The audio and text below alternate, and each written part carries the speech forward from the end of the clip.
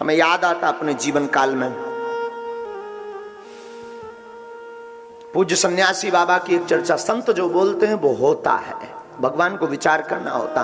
भक्तमाल कभी पढ़िएगा तो भक्तमाल में एक चरित्र है श्री जयमल जी का। राजा एक जयमल हुए, बहुत बड़े धर्मात्मा राजा,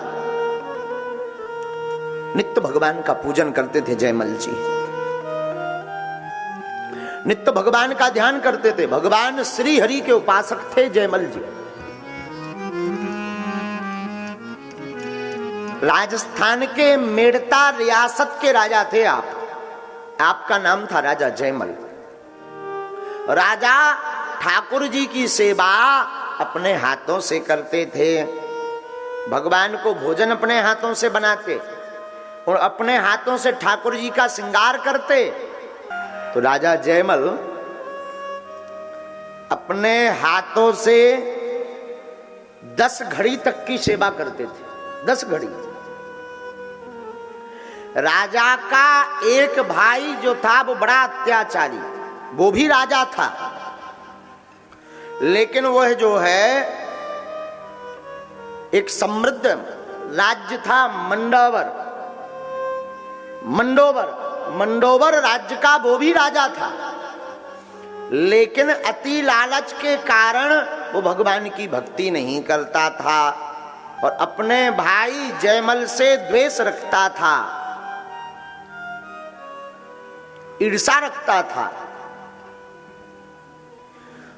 उसने खबर ली कि राजा प्रातः काल भगवान की सेवा में बैठते हैं, अगर इस टाइम हम कोई आक्रमण करें तो राजा को तो खबर नहीं लगेगी, हम राज्य पर हमला कर देंगे, राज्य के सैनिकों को बंदी बना लेंगे और राज्य हमारे कब्जे में हो जाएगा, सगे भाई के कब्जे।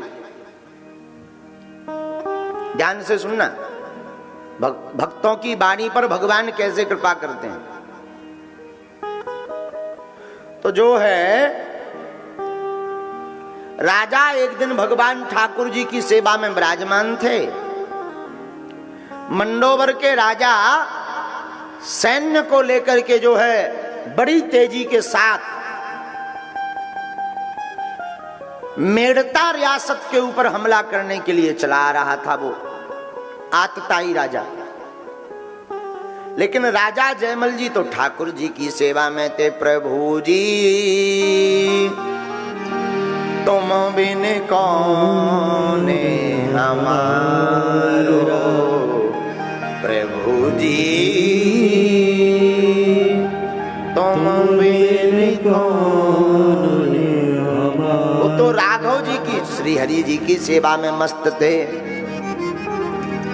राजा आक्रमण की सूचना जब सेना के जो सेनाध्यक्ष थे, सेनापति, उनको पता लगा तो वो बड़े विचलित हो गए। आपातकालीन मीटिंग हुई लेकिन निर्णय नहीं निकल सका कि क्या करें।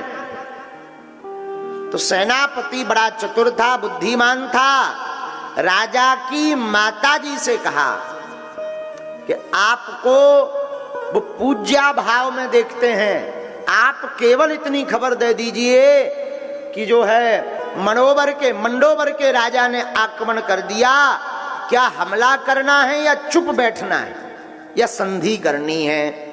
सिर्फ एक जवाब मिल जाए, बाकी हम सब निपट लेंगे। तो राजा का माताजी के प्रति तो पूज्या भाव था। पूजा करते समय उनकी माताजी ने खबर दी तो राजा ने सिर्फ सेवा करते करते आंखों में आंसू भरे थे, भगवान की तरफ निहारते हुए सेवा कर रहे थे। तो सिर्फ एक ही शब्द कहा, मां जो होगा अच्छा होगा, भगवान जी जाने, वो अपने आप सब निपट लेंगे।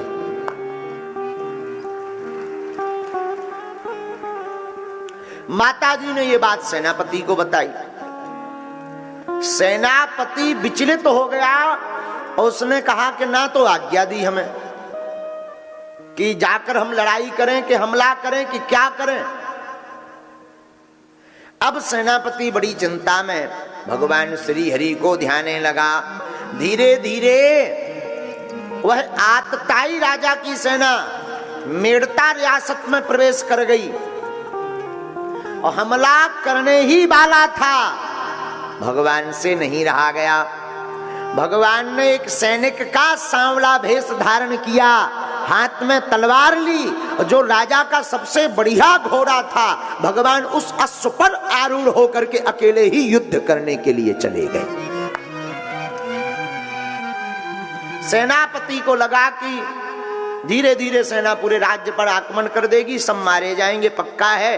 अब तो भगवान ही जाने, पर राजा तो भगवान की सेवा में मस्त थे। भगवान हाथ में तलवार लेकर के जब विरोधी राजा के सामने दौड़े दौड़े जा रहे थे, तो उस आतताई राजा को लगा कि शायद कोई सैनिक संधि का प्रस्ताव लेकर आया है, प्रस्ताव के लिए आया। तब तो अकेला आया, अगर लड़ने आए होते तो सब योद्धा आते।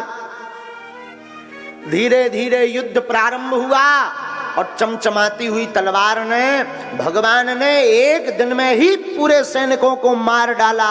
कुछ सैनिक डर के मारे भाग गए, अकेला वो आतताई राजा बचा। तो भगवान ने सोचा इसका वध करना उचित नहीं है, ये हमारे भक्त का भाई है। तो भगवान ने अपनी लावण्यमयी मोहिनी मूर्ति, जिस मूर्ति के कृपा कटाक्ष को, स्वरूप को, स्वभाव को, सौम्यता, दिव्यता, रसता, आनंदता, लावण्यता को देख करके बड़े बड़े देवताओं की समाधियां लग जाती। ऐसी सांवरी सलोनी चितवन स्वरूप कजरारी अखियां, मोटे मोटे भगवान के वो नेत्र, वो कटीले नेत्र भगवान के, वो लाल लाल होष्ठ श्वेत, वो दंतावली कपोल, एकदम गाल भरे हुए भगवान के, वो घुंघराली लटे लटके मुख ऊपर कुंडल लोल कपोलन की, वो भगवान की घुंघराली लटे, वो भगवान की अधरों की वो मुस्कुराहट, उस मुस्कुराहट के साथ दिव्य स्वरूप लेकर के भगवान प्रकट भये। और जहां उस तेज का प्रकाश पड़ा, सोई राजा मूर्छित होकर धड़ाम से जमीन पर गिर पड़ा। अब तो राजा मूर्छा जब खुली अनेक समय बाद, तब तक भगवान अंतर ध्यान हो गए। उस घोड़े को वापस लाकर अस्तबल में बांध दिया, घोड़ा पसीना से लथपथ हो गया। उधर राजा जब पूजा करके निपटे तो याद तो था ही कि हमारे भाई मंडोदर के राजा ने हम पर आक्रमण कर दिया, चलो सबके सब तुरंत युद्ध के लिए तैयार हो जाओ।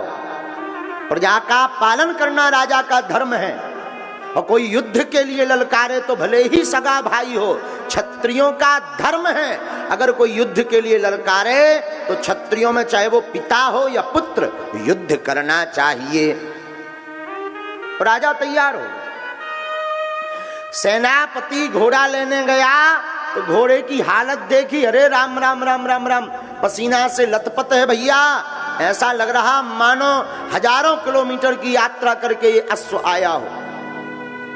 तो राजा को पूरी खबर दी। राजा ने कहा दूसरा लो। तो दूसरा घोड़ा अश्व लेकर के राजा युद्ध करने के लिए गए।